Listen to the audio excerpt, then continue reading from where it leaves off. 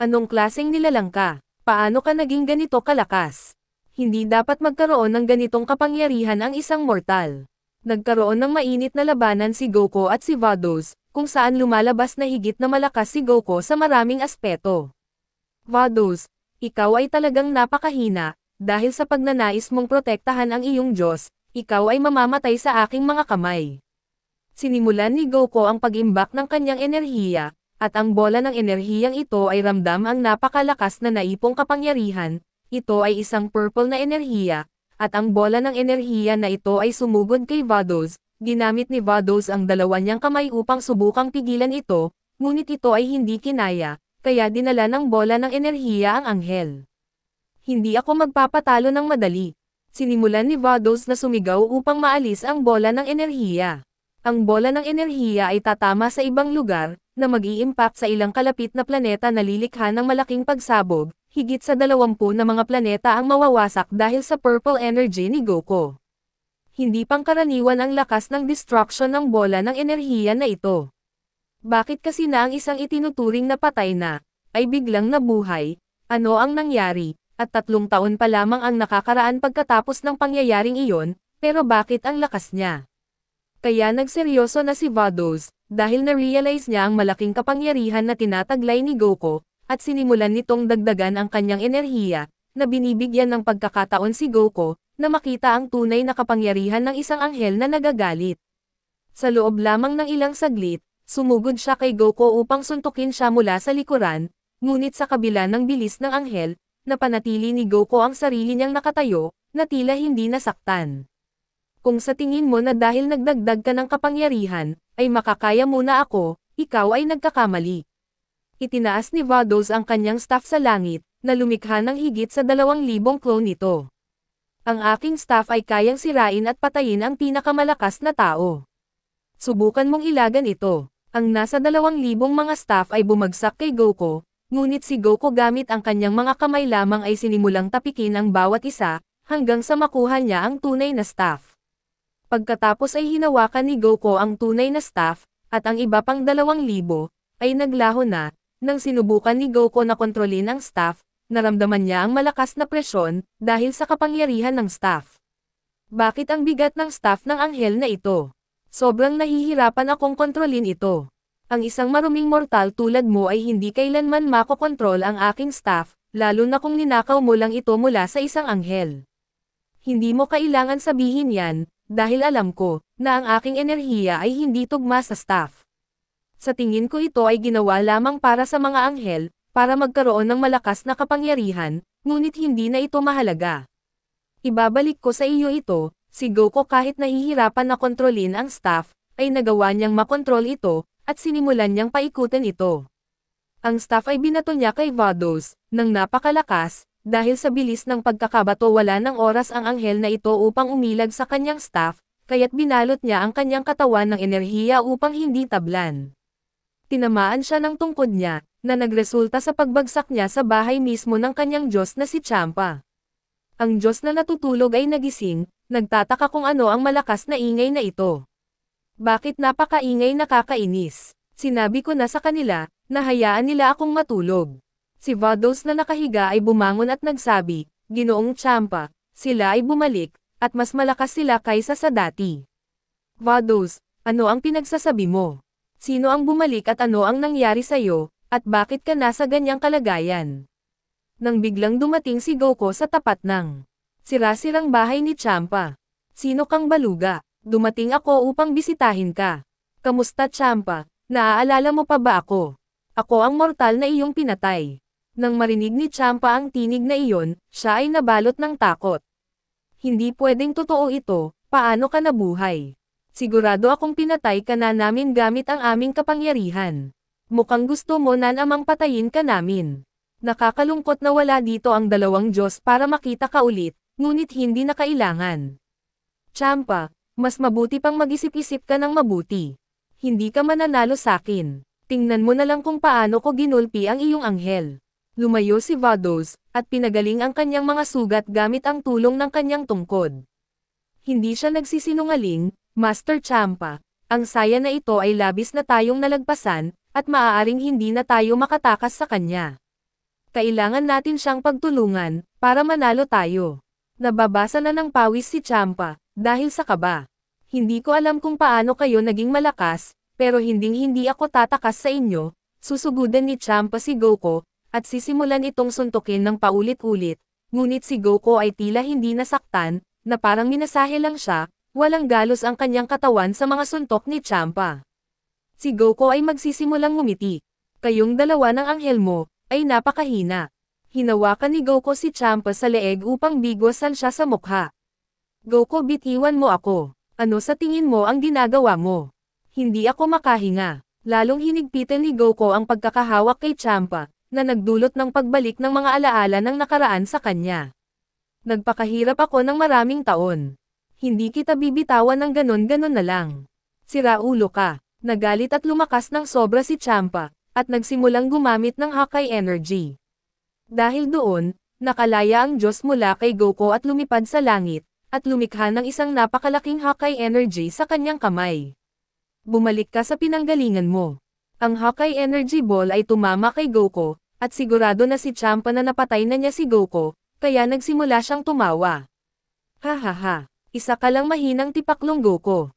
Vados, hindi ko alam kung bakit ka nahirapan ng ganon sa kanya. Namatay ba ang aking ama, dahil sa enerhiyang iyon? Hindi, imposible yon. Ngayong patay na ang ama mo, ikaw naman ang susunod. Nagmadali si Champa na sugurin si Gohan, ngunit biglang nagsimulang umoga ang buong planeta sa ilalim niya. Lumabas si Goko mula sa ilalim ng lupa, hawak ang Hakai Energy Ball. Unti-unting pinaliit at sineksik ito ni Goko, at sinimulan niya itong pigain hanggang sa tuluyan itong mawala. Buhay na buhay ka pa rin Goko, imposible. At higit sa lahat, nilusaw pa niya ang aking Hakai Energy Ball. Sige na, sumuko ka na. Hindi mo kayang labanan ang aking dakilang kapangyarihan. Tumahimik ka na lang, walang kwentang mortal. Ako ay isang Diyos, unawain mo yan. Galit na galit si Champa at naglakas loob na muling labanan si Goko, at ginamit ang 100% ng kanyang kapangyarihan. Ang dalawang nilalang ay kumilos ng napakabilis, at nagpalitan ng ilang mga suntok. Ang mga planeta sa malapit na lugar ay nagsimulang gumuho, kaya nagtaka ang mga nilalang sa planeta kung ano ang nangyayari, at bigla na lang nagkaroon ng banggaan ng kanilang mga kamao. Bagamat binuhos na ni Champa ang lahat ng kanyang lakas sa kanyang kamao, pero walang kahirap-hirap pa rin siyang tinalo ni Goko, at binigyan siya ng malakas na suntok sa mukha na nagpadilim ng kanyang paningin. Nag-teleport si Goko upang sipain siya sa likod, at pagkatapos ay inihagis siya sa langit at binigyan ng maraming suntok, gamit ang kamay ni Goko na tila nagbabaga na, kaya siya ay bumagsak na sa lupa, bumagsak si Champa sa lupa, na nagdulot ng malaking butas. Hindi tulad ng anghel, hindi mo kayang gamutin, Champa ang iyong mga sugat. Natalo ba ako ng isang basurang tao? Hindi, ito katanggap-tanggap para sa akin. Bago ka mamatay, papahirapan kita ng kaunti, ito ang Eternal Divine Prison. Isang puwersa ang tumama kay Champa. Nagumpisa ang Diyos na sumigaw sa sobrang sakit.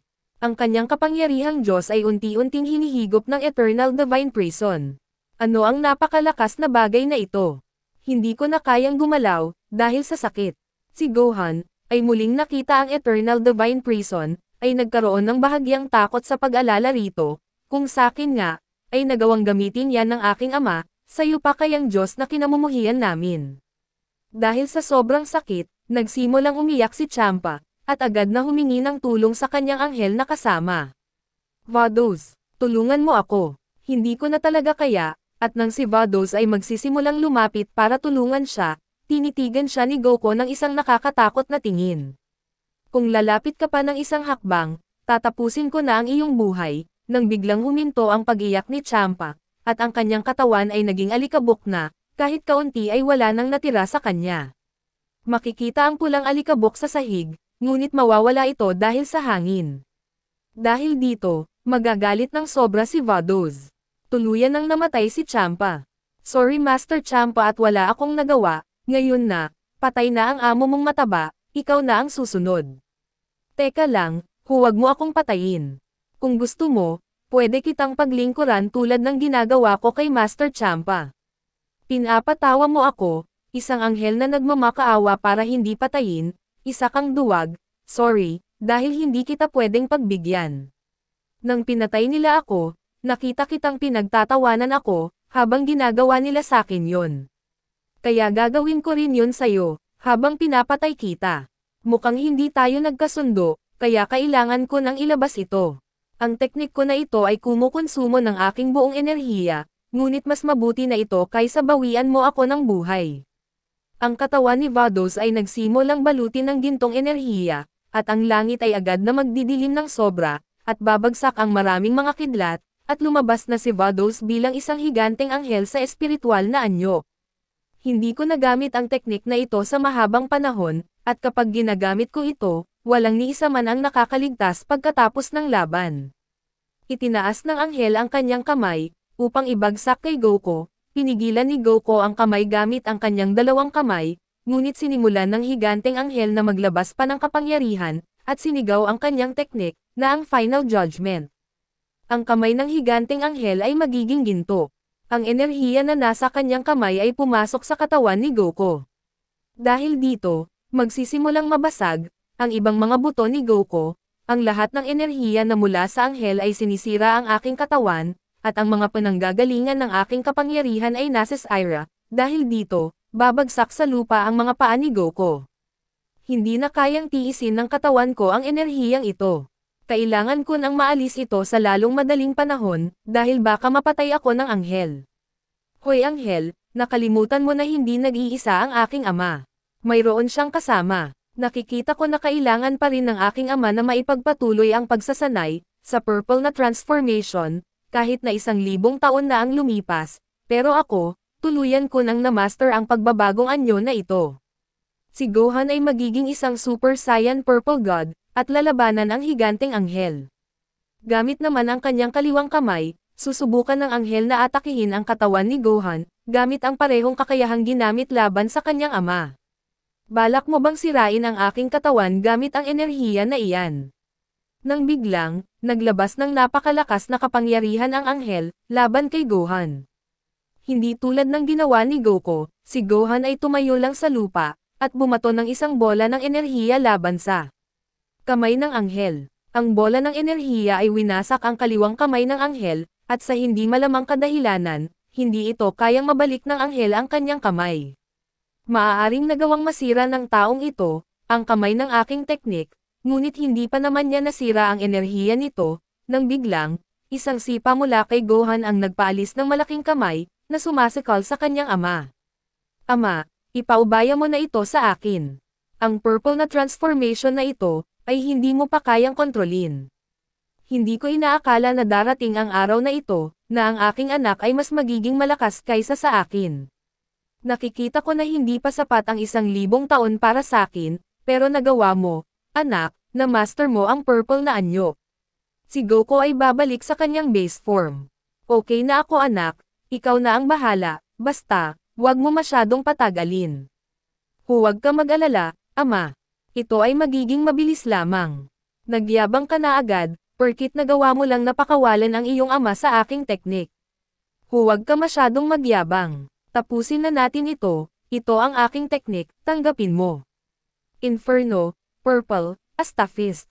Ang kamao ni Gohan ay mapupuno ng malaking enerhiya, at magsisimula siyang tumakbo ng napakabilis. Si Vados, nang makita ang malaking dami ng enerhiya na dala ni Gohan sa kanyang kamao, ay gagamitin ang kanyang natirang kamay, upang subukang ipagtanggol ang sarili mula sa napakalakas na atake na iyon, ngunit, hindi ito sapat, ang kamao ni Gohan ay tatama sa higanteng anghel. Ang kanyang espiritu ay magsisimulang mawasak sa 1,000 piraso. Ang aking teknika ay winasak ng isang tao lamang. Hindi pwedeng mangyari ito. Ang higanteng anghel ay tuluyang nawala, iniwan si Vados na labis ng pagod. Naubos na ang aking kapangyarihang anghel. Ayaw ko sanang tumakas, ngunit wala akong ibang pagpipilian. Kailangan kong sabihin ito sa aking ama. Gohan, tapusin mo na agad. Huwag mo siyang payagan na makipag-ugnayan pa sa iba. Kung yan ang gusto mo, ama, susubukan ni Gohan na gamitin ang Super Kamihami Wave, at binato ito laban kay Vados. Bago pa man matamaan ng Super Kamihami Wave si Vados, ginamit niya ang kanyang huling lakas, bumato ng isang enerhiya palabas ng planeta, at ang enerhiya ni Gohan ay tumama na kay Vados. Ang kanyang katawan ay naging alikabok tulad ng kanyang Diyos na si Champa. Babalik si Gohan sa kanyang base form. Ama, ang mga Diyos at mga anghel, ay napakahina para sa ating lakas. Alam ko, anak, pero ikaw lang ang tumalo sa kanila. Ngayon naman ay kailangan na natin isunod ang iba. Teka lang ama, ang anghel na iyon. Bago siya mamatay, naglabas siya ng isang enerhiya palabas sa planeta. Hindi mo ba naiisip na ito ay maaaring magdulot ng problema sa atin sa hinaharap? Hindi na mahalaga iyon, anak. Kung gusto ng lahat ng mga Diyos at anghel na labanan tayo, hayaan natin silang pumunta. Walang dahilan para matakot tayo sa kanila. Sa pagkakataong ito, kumpiyansa ako na tatalunin natin sila, kaya maghanda tayo anak para sa kanila. Ama, pumunta na tayo sa Universe 7. Gusto kong malaman kung ano ang nangyari sa Earth matapos ang 3 taon. Si Goku at si Gohan ay umalis sa planeta na iyon upang bumalik sa kanilang universe. Samantala, sa ibang lugar, ang enerhiyang bola ni Vados ay mararating ang Universe 11, na tumama sa planeta ni Vermouth. Sinuri ni Margarita kung ano ang bumagsak sa planeta, agad na pupunta si Margarita sa hukay na iniwan ng enerhiyang bola. Ano ito? Hindi ko nararamdaman ang kahit anong kakaibang nilalang, ngunit nararamdaman ko ang isang nawalang pamilyar na kapangyarihan.